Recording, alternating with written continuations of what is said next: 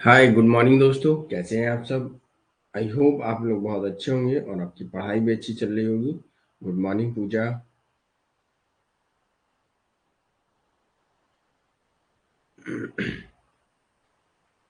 एक बार क्लियर कर दीजिएगा, वॉइस वीडियो पीपीटी सभी क्लियर है।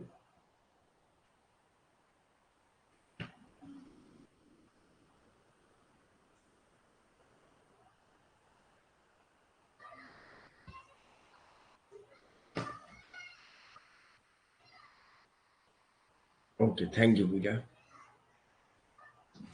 चलिए, आइए सभी लोग जल्दी से, और इसके बाद हम लोग अपनी सेशन की ओर बढ़ेंगे।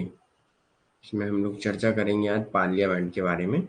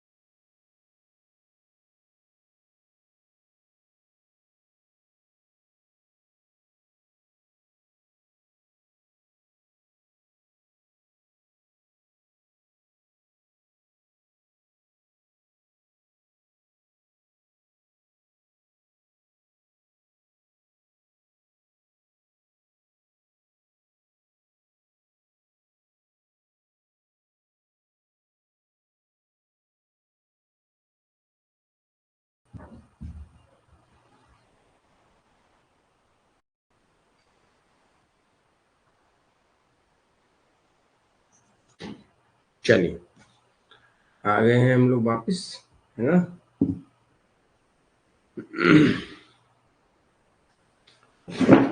Welcome to session, welcome to filler form. मैं अतुल कुमार आप सबका आज के सेशन में स्वागत करता हूं।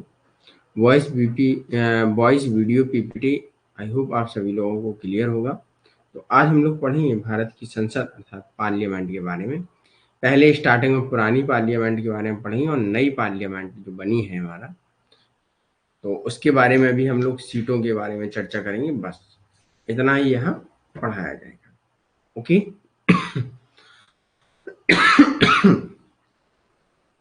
विधेयक, विधि निर्माण, ये सब कैसे होते हैं, संसद के कार्य क्या है, इन सब के बारे में हम लोग यहाँ चर्चा करेंगे। ओके। किसी को कोई यहाँ तक प्रॉब्लम? संसद पार्लियामेंट।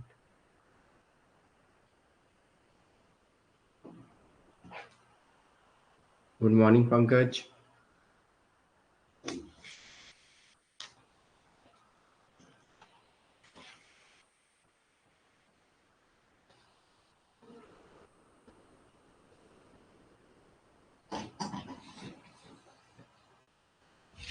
चलिए तो स्टार्ट करते हैं। एक बार थम्स अप दीजिए। जैसा कि संसद क्या है और कहाँ से लिया गया है ये सब आपको पता है, लेकिन हम लोग यहाँ गठन के अनुच्छेद के तहत हुआ है, ये सारी चीजें हम लोग यहाँ पढ़ेंगे। और संसद के भाग कौन कौन से होते हैं ये पढ़ेंगे, है ना।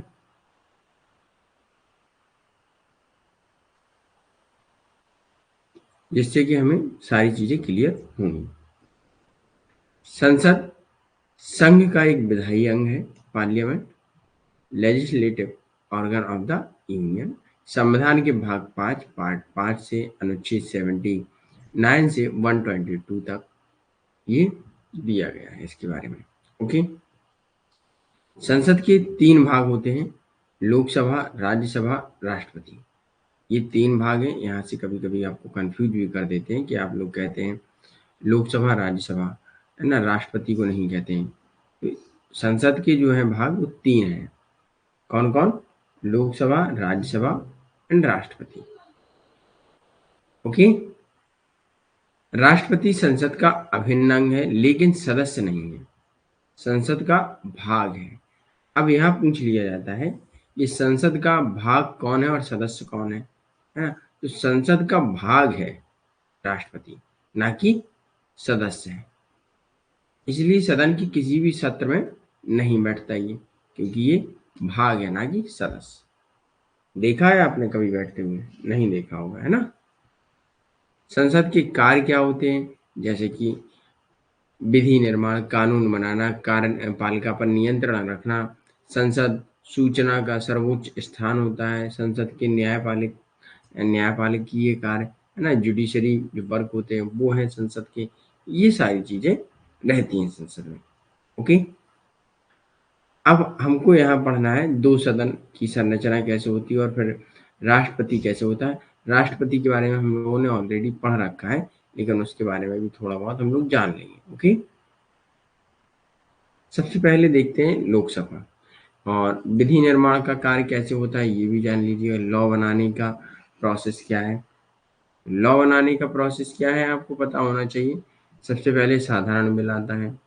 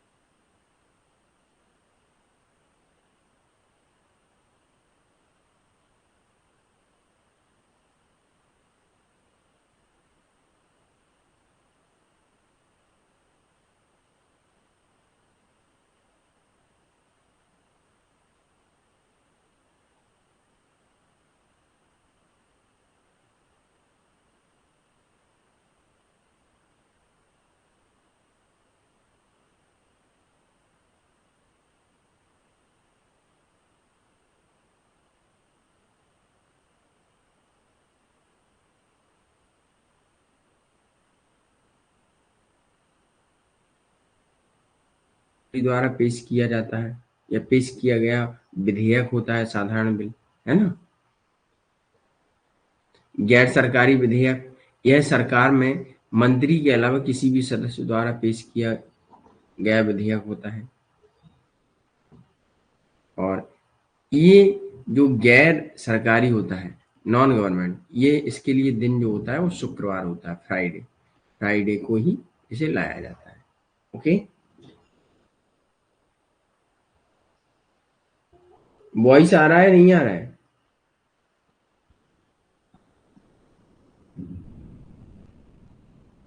पंकज, पूजा,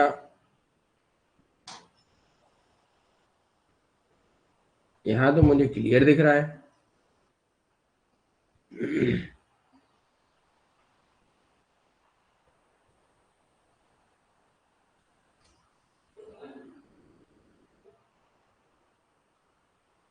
रिपीट क्या करना है? सारा तो क्लियर है। चल, विधि निर्माण का कार्य होता है, संसद के कार्य है क्या है? विधि निर्माण करना, कार्यपालिका पर नियंत्रण रखना, संसद सूचना का सर्वोच्च स्थान है, और न्यायपालिकी अर्थात जुडिशरी वर्क को देखना एवं करना, ये सारे संसद के अंदर काम होते हैं। अब इनमें विधि निर्माण में साधारण विधेयक पारित किए जाते हैं, धन विधेयक, वित्त विधेयक एवं संविधान संशोधन किए जाते हैं। ओके, गुड मॉर्निंग करिश्मा। अब साधारण विधेयक में क्या होता है, ये दो प्रकार के होते हैं, एक सरकारी विधेयक और एक नॉन गवर्नमेंट, मतलब गैर सरकारी विधेयक। सरकारी विधेयक मंत्री द्वारा पेश किए जाते हैं, गैर सरकारी मंत्री के अलावा किसी भी सदस्य द्वारा पेश किया जा सकता है, और इसके लिए विशेष जो दिन होता है वो फ्राइडे अर्थात शुक्रवार होता है। ओके, इसमें ये कई चरणों में होते हैं साधारण विधेयक पास। प्रथम वाचन होता है, फर्स्ट लेक्चर, सेकंड एवं थर्ड, है ना। तो इनमें बात चलती है, तब जाके थर्ड में इस पर अंतिम निर्णय लिया जाता है, तब इसे स्वीकार और अस्वीकार में डाला जाता है, थर्ड स्टेज में। ठीक है, क्लियर। अब हम लोग थोड़ा देखेंगे लोकसभा क्या है।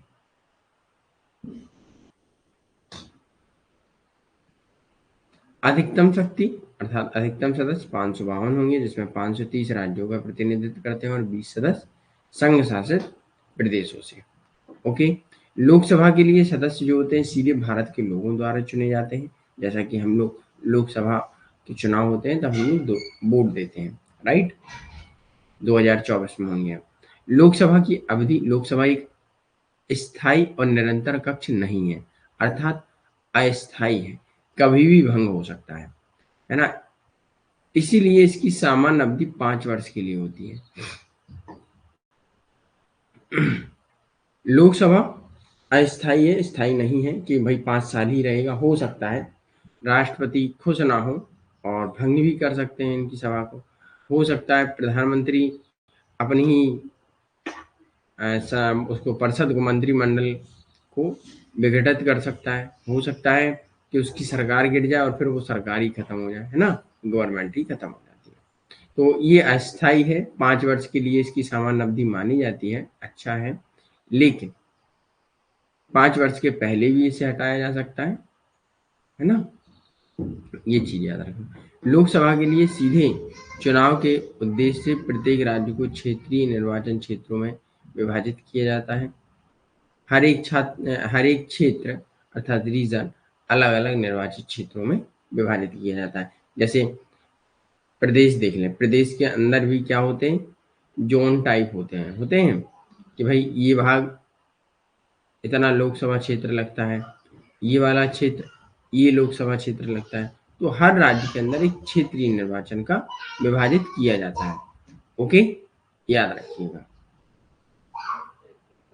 चलिए आगे बढ़ते हैं। अगला है राज्यसभा। हाँ, एक चीज यहाँ नोट कर लीजिएगा,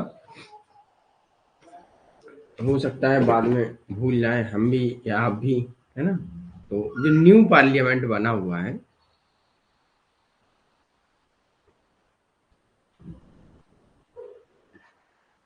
उसमें लोकसभा में 888 सदस्यों के लिए जगह बनाई गई है। ओके, ये चीज याद रखिएगा। और आगे हम लोग राज्यसभा देखेंगे।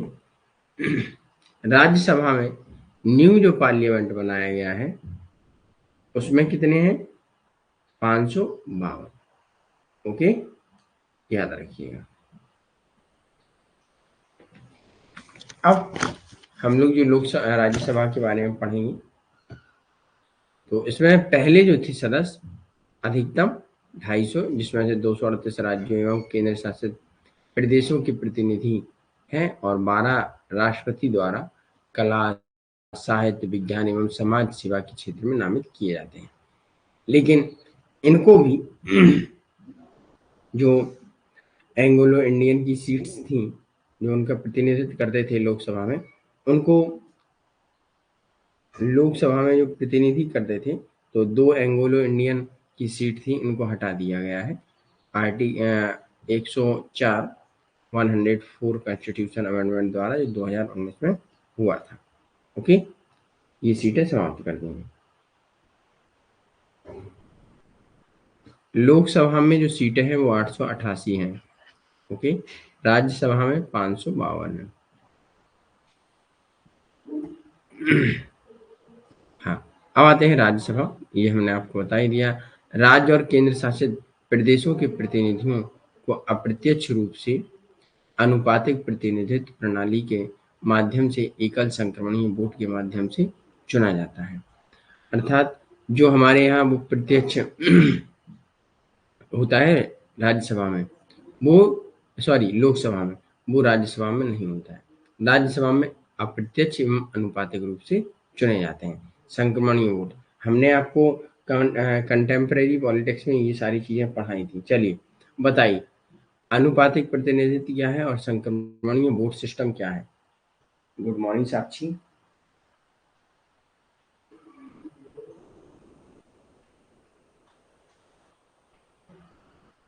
या एकल हस्तांतरणीय भी बोल सकते हैं अनुपातिक को। बताइए क्या है?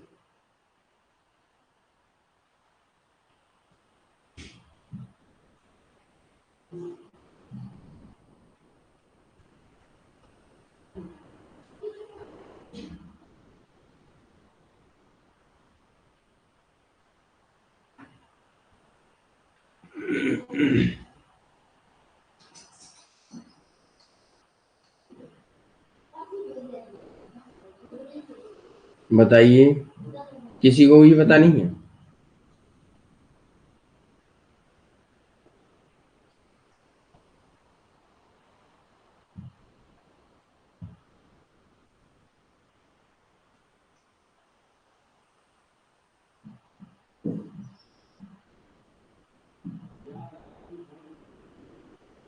पता है नहीं है? चल कोई बात नहीं। नहीं है पता तो पता करके आइए, है ना आप लोग, क्योंकि कंटेम्प्रेरी पॉलिटिक्स यूनिट नंबर 4 पूरा हो चुका है। क्योंकि बार बार वही चीजें हम रिपीट थोड़ी ना करते नहीं, आप लोगों को रिवाइज करना नहीं है। चलिए, राज्यसभा में राज्यों की उनकी जनसंख्या के आधार पर सीटें आवंटित की जाती हैं। केवल 2 केंद्र शासित प्रदेशों की पात्र राज्यसभा यानी दिल्ली और पौंडीचेरी में प्रतिनिधित्व। ये पुरानी राज्यसभा के बारे में पढ़ रहे हैं, याद रखिएगा। चौथी अनुसूची में राज्यसभा में राज्यों और केंद्र शासित प्रदेशों को सीटों के आवंटन के वितरण की सूची है। ये चीज याद रखिएगा। चौथी अनुसूची किससे संबंधित है? राज्यसभा में राज्यों एवं केंद्र शासित प्रदेशों को सीटों से संबंधित है। ओके, संसद में एक होता है पीठासीन अधिकारी, प्रेसिडेंग ऑफिसर्स ऑफ पार्लियामेंट, जो क्या करता है उसके बारे में हम लोग पढ़ेंगे। ये पीठासीन अधिकारी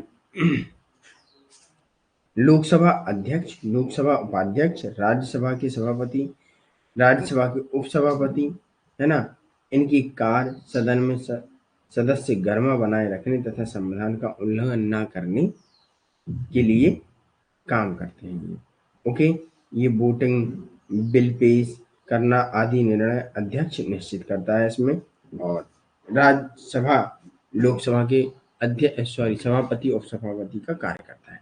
ओके, जब लोकसभा अध्यक्ष और उपाध्यक्ष ना होने पर एक 10 मेंबर का पैनल बनता है, लोकसभा का अध्यक्ष और उपाध्यक्ष ना हो, है ना।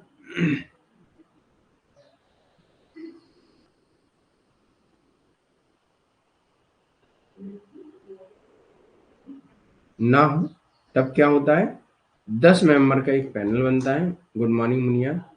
10 मेंबर का एक पैनल बनता है और ये डिसाइड करता है सब कुछ। ओके,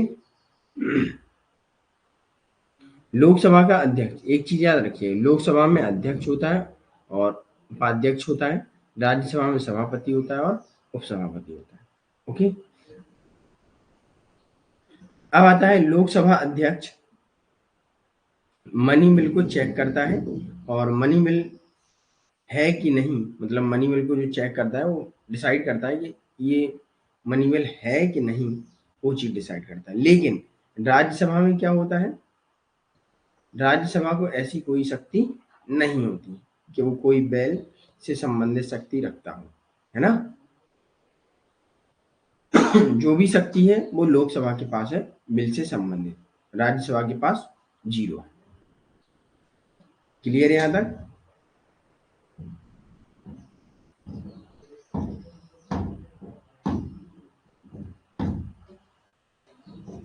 चलिए आगे बढ़ते हैं। संसद के सत्र देख लेते हैं हम लोग, कौन कौन से सत्र चलते हैं, तो इनको हम लोग यहाँ ब्रीफ में पढ़ेंगे, छोटा और समझेंगे ज्यादा। ओके,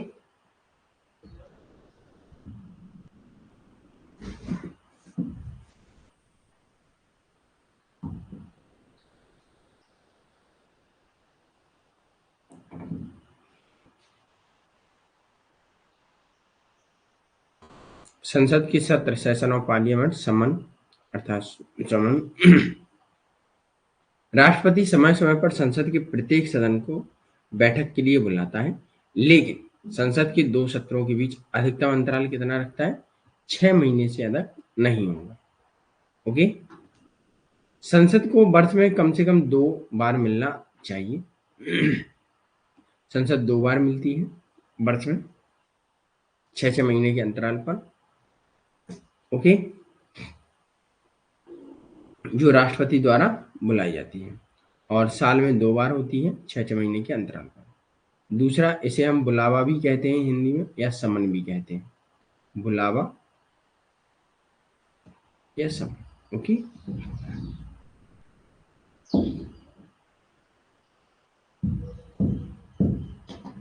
स्थगन क्या होता है, एडजर्नमेंट। संसद एक सत्र में कई बैठकें होती हैं, और एक स्थगन एक निर्दिष्ट समय के लिए कार्य को निलंबित करता है, जो घंटे, दिन या सप्ताह हो सकते हैं। ओके, अगर संसद स्थगन अर्थात एडजर्नमेंट करता है, रोकता है कोई कार्रवाई, तो हो सकता है उसके लिए कोई समय निर्धारित नहीं है, वो 1 घंटे के लिए या 1 दिन या 1 सप्ताह के लिए हो सकता है ना, स्थगन। लेकिन अनिश्चित काल के लिए स्थगन होता है, वो कैसा होता है, वो उसके लिए कोई काल निश्चित नहीं है, समय टाइम पीरियड निश्चित नहीं है, वो अनिश्चित है, को हो सकता है कि लास्ट तक रुका रहे। ठीक है, तो संसद की बैठक को अनिश्चित काल के लिए समाप्त करना, कोई डिसाइड नहीं कि कब बुला लिया जाए। Okay, adjourn sine die. अब आता है 17वां सत्र। यह न केवल एक बैठक को समाप्त करता है, बल्कि सदन का एक सत्र भी समाप्त करता है। यह भारत के राष्ट्रपति द्वारा किया जाता है। प्रोरोगेशन अर्थात इसमें क्या होता है, बैठक को समाप्त करना, है ना, अर्थात सदन का एक सत्र भी समाप्त हो जाता है। अगला आता है डिसॉल्यूशन अर्थात विघटन। केवल लोकसभा को भंग किया जा सकता है, अर्थात विघटन से मौजूदा सदन का जीवन समाप्त हो जाता है। विघटन अर्थात लोकसभा को भंग करना और सरकार का अंत होना, फिर से नए चुनाव होते हैं। सॉरी, फिर से नए चुनाव होते हैं और नई सरकार आती है। ओके, ये क्या है, संसद के ऐसे सत्र चलते हैं। ओके, अब हम लोग देखेंगे संसद कैसे कार्रवाई करती है उसके बारे में। यहाँ तक सभी को क्लियर है तो एक बार थम्स अप दीजिए, उसके बाद हम लोग आगे बढ़ेंगे।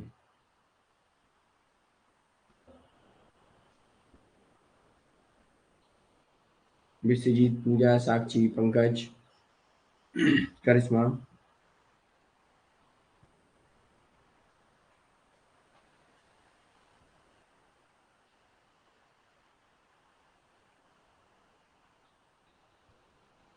Okay, very good.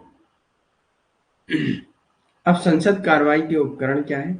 जीरो हावर, क्वेश्चन हावर और मोशंस, ये सारे हैं। रिजोल्यूशंस, ये सारी चीजें हम लोग यहाँ देखेंगे। अर्थात क्वेश्चन आवर प्रश्नकाल क्या होता है? सत्र के पहले घंटे में प्रश्नों के लिए निर्धारित किया जाता है, जिसमें सांसद प्रश्न पूछते हैं और मंत्री या जिनके प्रश्न निर्देशित होते हैं, मतलब जिनसे आंसर मांगा जाए, तो वे उत्तर देते हैं। और प्रश्न में 3 प्रकार के प्रश्न होते हैं: तारांकित, अतारांकित एवं अल्प सूचना। ओके, स्टार, इसे इंग्लिश में बोलते हैं स्टार, अनस्टार्ड एवं शॉर्ट नोट्स। इनमें क्या होता है? ये लिखित उत्तर देना पड़ता है अनस्टार्ड, ये मौखिक दे सकते हैं, और ये शॉर्ट नोट्स में कि कम समय में उत्तर, अर्थात 10 दिन से पहले नोटिस देते हैं।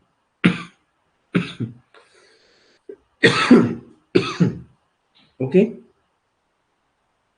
अब जो पहला घंटा होता है वो कौन सा होता है, ये भी तो होना चाहिए डिसाइड आपको। तो पहला घंटा जो होता है सुबह 11 बजे से 12 बजे के बीच में होता है।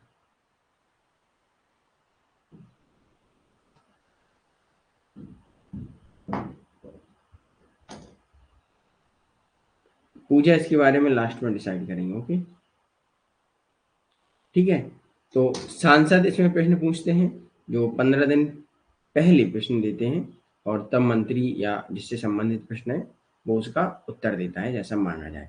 लिखित मांगा जा सकता है या शॉर्ट नोट्स में मांगा जाता है, तो उस पर डिसाइड करता है। अगला है शून्य हवा, अर्थात जीरो काल। इसमें क्या होता है? प्रश्न के तुरंत बाद, जो प्रश्न काल है उसके तुरंत बाद तब तक रहता है जब तक एक दिन का एजेंडा, अर्थात यानी संसद का नियमित कामकाज पूरा नहीं हो जाता। ओके, ये बना रहेगा जब तक कि एजेंडा पूरा खत्म नहीं हो जाता। ओके,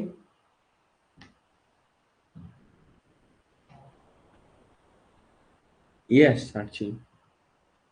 अब आता है मोशन, अर्थात प्रस्ताव। आम जनता से संबंधित मामले पर सवाल पूछने के लिए प्रस्ताव पेश किए जाते हैं, जो भी आम जनता से संबंधित हैं। प्रस्ताव चिंता मुद्दों को उठाने के लिए पेश किए जाते हैं। मतलब जैसे मान लीजिएगा कि आपको सुविधाएं चाहिए, स्टूडेंट को फीस कम करानी है और कोई सुनता नहीं है, तब वहाँ मोशन लाया जाता है। तब पार्लियामेंट में बहस होती है कि स्टूडेंट की फीस क्यों हाई हो रही है ना? मतलब एक सामाजिक चिंताओं पर विषय, सामाजिक चिंताओं एवं विषयों पर चर्चा होती है।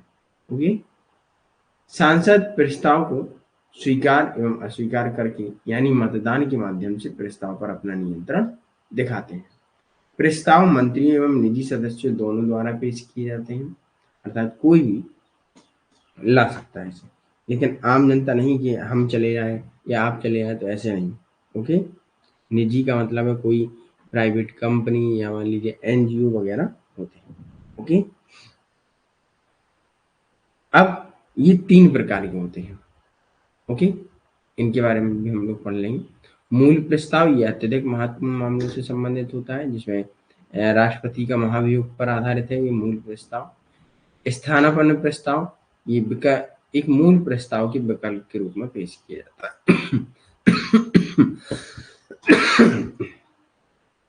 और सहायक प्रस्ताव, ये मूल प्रस्ताव के समर्थन के लिए पेश किया जाता है। ओके, तो इसे पढ़िएगा, क्योंकि कल हमने शायद नोट्स आपको अपलोड कर दिए थे, तो आई होप आप लोगों ने पढ़ा होगा। अगला है different type of motion, privilege motion, closure, है ना, calling attention, adjournment and no confidence motion, ये सारे अलग हैं। भिन्न प्रकार के। तो विशेषाधिकार प्रस्ताव, समापन प्रस्ताव, ध्यानाकर्षण प्रस्ताव, स्थगन प्रस्ताव एवं अविश्वास प्रस्ताव। ओके, इनके बारे में भी हम लोग डिटेल में सारी चीजें देखेंगे। ओके, यहां तक क्लियर। अब आता है संकल्प। रिसोल्यूशन क्या होता है इसके बारे में हम लोग देखेंगे। रिपीट क्या करना है, रिपीट करिश्मा, शून्यकाल है ना, कहाँ गया शून्यकाल, जीरो हावर। पहले आता है प्रश्नकाल, फिर आता है जीरो जीरो काल, फिर उसके बाद आता है मोशन। ओके, ये चीज आपको सीक्वेंस में याद रखनी है। अब प्रश्नकाल जो होता है, जो मीटिंग होती है, मीटिंग स्टार्ट होने से पहले, संसद की कार्रवाई स्टार्ट होने से पहले घंटे में 11 से 12 बजे तक 1 घंटे में प्रश्न पूछे जाते हैं। सांसद पूछते हैं मंत्रियों से कि भाई आपने क्या किया क्या नहीं किया, उसके लिए उत्तर आपको मांगे जाते हैं। अर्थात तारांकित, अतारांकित एवं अल्प सूचना के माध्यम से इन प्रश्नों के उत्तर मांगे जाते हैं। और उसके बाद प्रश्नकाल के बाद क्या आता है, शून्यकाल। शून्यकाल एक ऐसा हावर है जो प्रश्नकाल के तुरंत बाद आता है। ओके, जिसमें कोई बीच में ब्रेक नहीं होता है। और ये तब तक चलता है जब तक कि दिन में जो भी एजेंडा तय किया है कि आज इस पर बात होनी है तो उस पर बात करते हैं। Okay,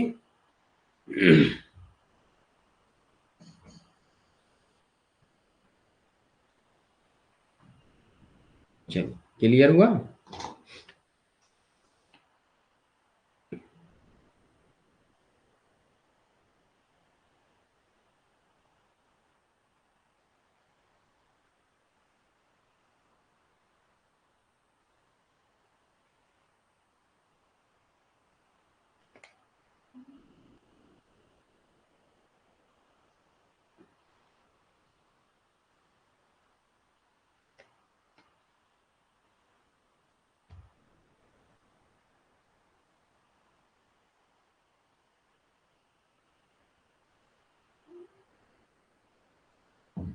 okay, very good.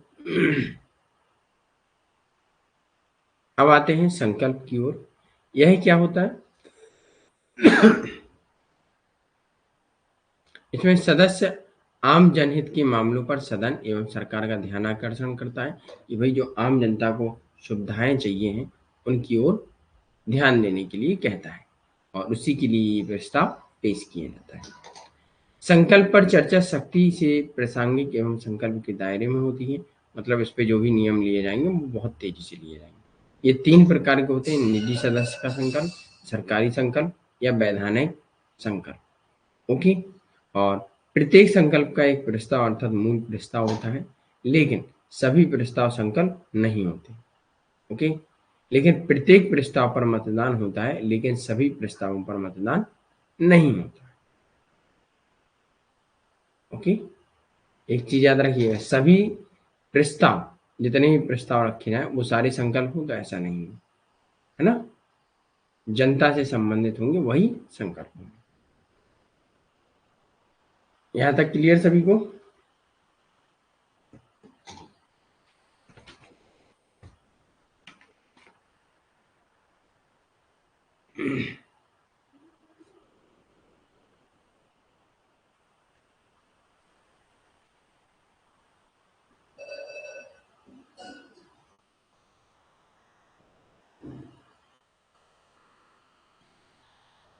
Okay, very. अब आते हैं लेजिस्लेटिव अर्थात विधायी शक्तियां क्या है। तो ये इनकी कानून बनाने का प्राथमिक इनका कार्य है। जैसे कि हमने आपको स्टार्टिंग में बताया था, 4 टाइप के बिल निकालते हैं ये लोग, साधारण, धन एवं वित्त एवं संविधान संशोधन, ऑर्डिनरी, मनी, फाइनेंस एवं कॉन्स्टिट्यूशनल अमेंडमेंट। ये 4 प्रकार के इनके बिल होते हैं। तो इन पर ये लोग चर्चा करते हैं। संसद में पेश किए गए बिलों के प्रकार, साधारण बिल जो वित्तीय विषयों के अलावा किसी अन्य मामले से संबंधित हो, मनी बिल अनुच्छेद 110 के तहत जो कराधान, सार्वजनिक व्यय जैसे वित्तीय मामलों से संबंधित हो, वित्तीय विधेयक अनुच्छेद 117 जो वित्तीय मामलों से संबंधित है लेकिन धन विधेयक से अलग है, संविधान संशोधन विधेयक जो संविधान के प्रावधानों के संशोधन से संबंधित है। ओके, ये चीज आप लोग याद रखिएगा।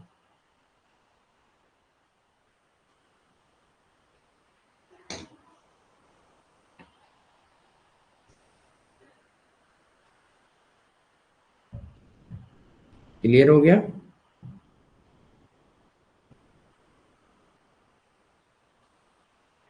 एक पॉइंट इसमें बहुत इंपॉर्टेंट है, ये याद रख लीजिए, मनी बिल से संबंधित है। ये ओनली लोकसभा में पेश किया जाता है,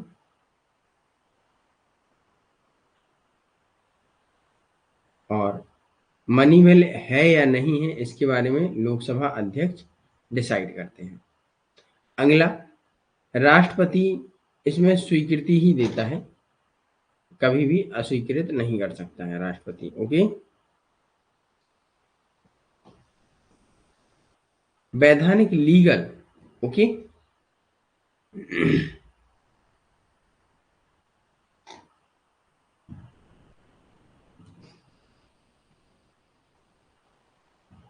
मतलब एक वैध, ओके। चल, यहां तक चीजें क्लियर आपको? पहले याद रखिए, पहले जो भी बिल आते हैं उन पर परिचय होता है कि बिल किससे संबंधित है, क्या है, फिर उस पर चर्चा होती है। चर्चा होने के बाद डिसाइड किया जाता है वोटिंग के लिए। ओके, याद रखिएगा। अच्छा, अब हमें ये बताइए, मनी बिल जो है उसमें राज्यसभा क्या कर सकती है? राज्यसभा का रोल क्या है उसमें? कोई रोल है या नहीं है?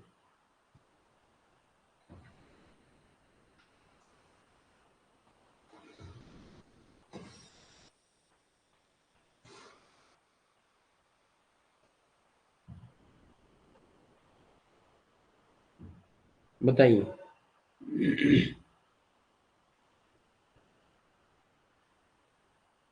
Yes, very good Sakshi. Yes, very good Sumitra.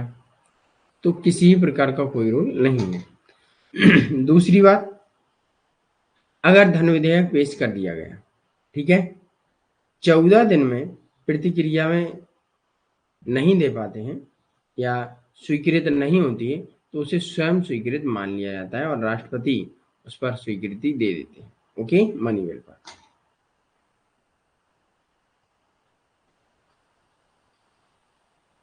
चलिए, अब आगे बढ़ते हैं हम लोग। कार्यकारी शक्तियां थोड़ा देख लेते हैं इनकी। कार्यकारी शक्तियां में क्या है? संसदीय समितियों के माध्यम से कार्यकारी शक्तियों को नियंत्रण करता है। कार्यपालिका सामूहिक रूप से लोकसभा के प्रति जवाबदेही होती है। साथ ही प्रश्न पूछकर गतियों एवं संकल्पों को आगे बढ़ाकर कार्यपालिका पर नियंत्रण रखता है। ओके। विधायी शक्तियां, फाइनेंशियल पावर क्या है? No tax can be levied by government without approve of parliament. संसद सरकार द्वारा कोई कर नहीं लगाया जाता है। संसद की मंजूरी के बिना टैक्स नहीं लगा सकते हैं, कोई भी टैक्स या कर नहीं लगा सकते हैं। ओके। संसद द्वारा पारित किया जाता है। लोक लेखा समिति, प्राक्कलन समिति, सार्वजनिक उपक्रम की समितियां जैसी संसदीय समितियों के माध्यम से सरकार के वित्तीय प्रशासन की प्रदर्शन की जांच करता है। इन सारी समितियों के बारे में हम लोग आगे पढ़ेंगे। ओके।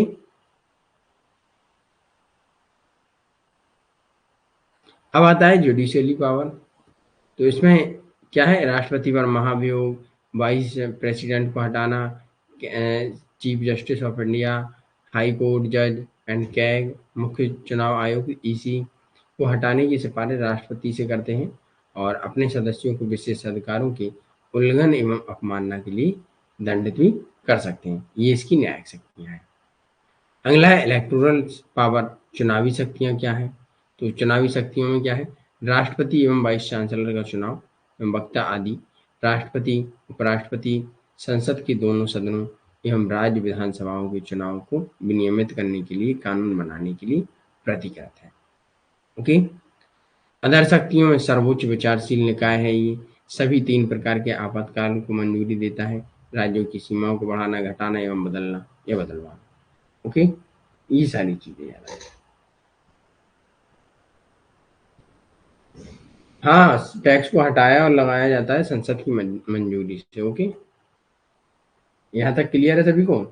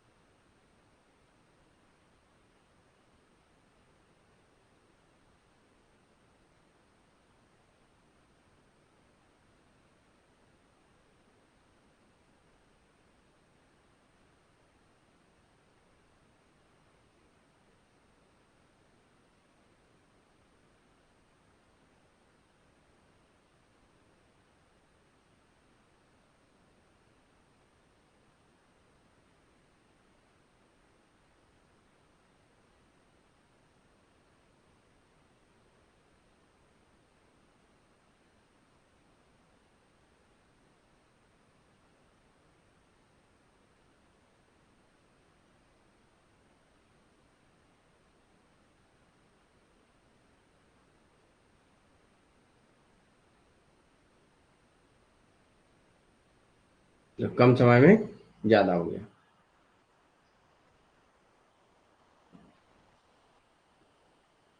मैं अभी कुछ बोल ही नहीं रहा था, तो आएगी कहाँ से वॉइस? सोनिया।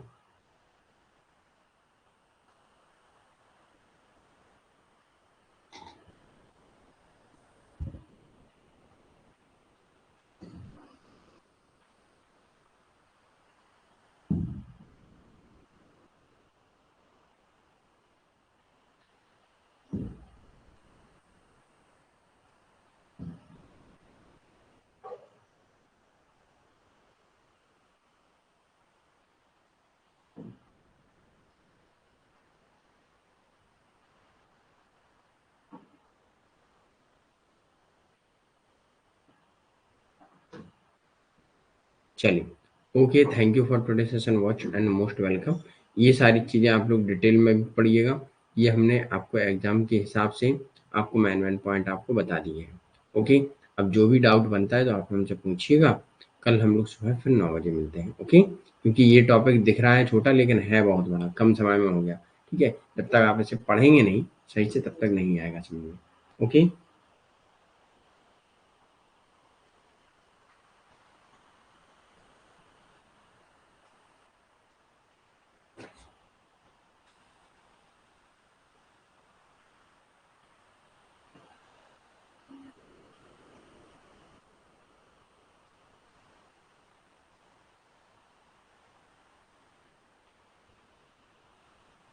नोट्स में डेट गलत है? किस नोट्स में?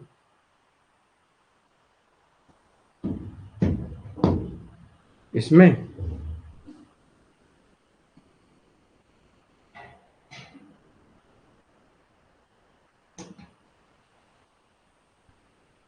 सोनिया, करिश्मा, मुझे स्क्रीनशॉट भेज देना। ओके, व्हाट्सएप पर, किसमें है हम भी देख लेते हैं। ओके।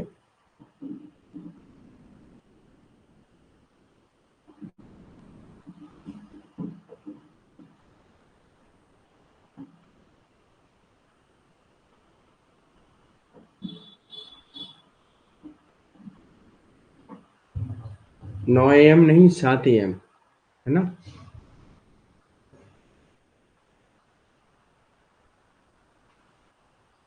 अच्छा, बाल गंगाधर तिलक वाला। ओके, मैं आपको बताता हूँ। लेकिन मैंने क्लास में 1990 बताया था शायद। चलिए, मैं देख लूंगा। ओके।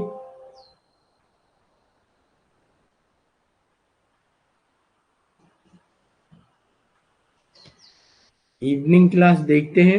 विश्वजीत, वैसे हमने 7 से 9 तक रखा है टाइमिंग क्लास का, है ना?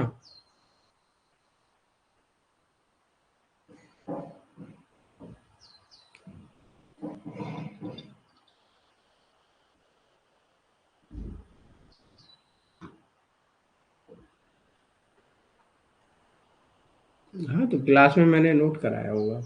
नोट्स में अपडेट करने में शायद नोट्स पहले अपलोड कर दिए होंगे, इस वजह से।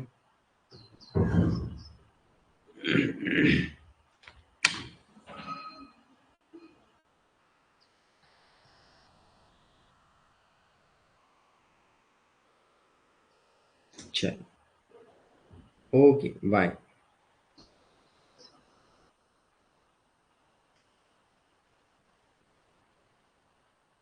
Okay, most welcome Muniya.